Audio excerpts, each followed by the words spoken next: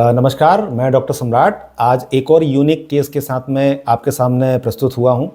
तो दोस्तों, आज का जो हमारा केस है वो है वेंट्रिकुलर सेप्टल डिफेक्ट।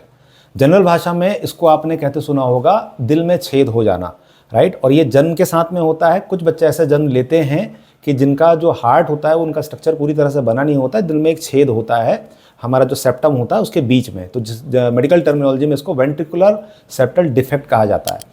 दोस्तों, ये एक बच्चा है, लगभग 3 साल इसकी एज है, जो हमारे पास में आया हुआ था कुछ महीनों पहले। तो जब ये कंडीशन किसी को डेवलप होती है तो उसके साथ में काफ़ी सारे सिम्टम्स आते हैं। सीवियर सिम्टम्स भी होते हैं, कई बार माइल्ड सिम्टम भी होते हैं। तो इनके साथ में क्या क्या सिम्टम थे, इस बच्चे को सबसे पहली तकलीफ ये होती थी कि इसको रेगुलर कोल्ड एंड कफ बना होता था। मतलब हर महीने इसको कोल्ड एंड कफ लगातार बना रहता था, वीजिंग होती थी। और दूसरा सबसे बड़ा सिम्टम ये होता था साथ में कि ये 4 से 10 कदम भी अगर चलता था, थोड़ा सा भी भागने की कोशिश करता था, तो इसकी सांस चढ़ने लग जाती थी। मतलब इसको ब्रेथलेसनेस महसूस होने लग जाता था। और वो बाकायदा जो है वो ऊपर माँ बाप महसूस करते थे कि इसकी सांसें जो है वो ज़ोर ज़ोर से चल रही हैं और सांस लेने में इसको तकलीफ होती थी, इसलिए जल्दी ये थक जाता था। और इसका डाइट भी काफ़ी कम था, वेट भी इसका जिस तरह से नॉर्मल बच्चे का होना चाहिए था वो नहीं था, साथ में चिड़चिड़ापन था। ये सारे सिम्टम्स लेकर के साथ में आया हुआ था। और एक और, जो हाथ और पैर के जो ये तलवे होते हैं, इस पे नीलापन इसको आ जाता था। जनरली नहाने के बाद में ये पूरे के पूरे हाथ और पैर के तलवे इसके काफ़ी नीले हो जाते थे। तो ये सारे सिम्टम लेकर के हमारे पास में आया हुआ था।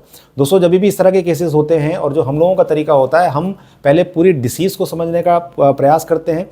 उसके बाद में, क्योंकि होम्योपैथी में बहुत ज़रूरी होता है कि आप पेशेंट को भी समझें, तो उसके कॉन्स्टिट्यूशन को पूरी तरह से समझने के बाद में और टोटलिटी के हिसाब से सारा केस एनालिसिस करने के बाद में हम लोग मेडिसिन सिलेक्ट करते हैं। और उसके बाद में वो मेडिसिन को एक महीने के अंदर में देने के बाद में हम फॉलोअप को मॉनिटर करते हैं कि उसमें किस तरह के इंप्रूवमेंट आ रहे हैं। तो इस केसेस के अंदर में मैं आपको जो फॉलोअप बताने जा रहा हूँ, ये हमारा लगभग काफ़ी समय से इनके केसेस चल रहे हैं और 3 से 4 महीने में इनको रिलीफ आने लग गया था। आज का जो मेरे पास में फॉलोअप आया है, 3 से 4 महीने में जो रिलीफ मिले थे वो तो थे। आज जो फॉलोअप है इसके अंदर मैं आपको बताने जा रहा हूँ कि जो इनकी, हाँ ये रहा, जो इनको खांसी और कोल्ड और कफ बार बार हुआ करता था, हर महीने होता था। इनको जो है वो कफ सिरप और बहुत सारे जो है वो नेबुलाइज़र की ज़रूरत पड़ती थी, तब जा करके ये बेटर फील करते थे थोड़ा। अभी पिछले करीब 6 महीना हो गया इनको ट्रीटमेंट कराते हुए। 6 महीने में ये रिलीफ है कि इनका जो कोल्ड और कफ रिपीट होता था, बार बार हर महीने होता था, उसमें इनको काफ़ी आराम आ गया है। तो fever and cold cough repeat नहीं हो रहा है, बच्चा जो है वो बेहतर महसूस कर रहा है। अभी ब्रेथलेसनेस वाली जो समस्या थी, जो चलने पे इसको हांफनी आ जाती थी, सांस भरने लग जाती थी, ये भी लगभग इसकी 70% तक बेटर हो गई है। बच्चा दूसरों बच्चों के साथ में अभी भाग भी रहा है, खेल भी रहा है। हाँ, थोड़ी तकलीफ अभी है, लेकिन 70% तक ब्रेथलेसनेस महसूस को होना कम हो गई है। जो हाथों और पैरों में पेन बताता था, साथ में जो नीलापन जो हो जाता था, वो इसका करीब 90% तक बेटर हो गया है।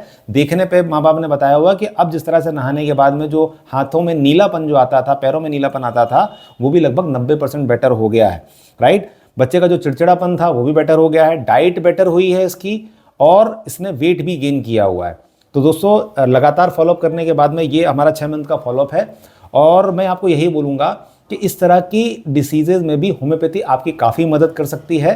तो इस तरह के भी अगर केसेस होते हैं तो आप एक अच्छे क्वालिफाइड होम्योपैथ को कंसल्ट करें और उनकी सलाह के अनुसार में इस तरह की बीमारी में भी आप लाभ ले सकते हैं। Thank you.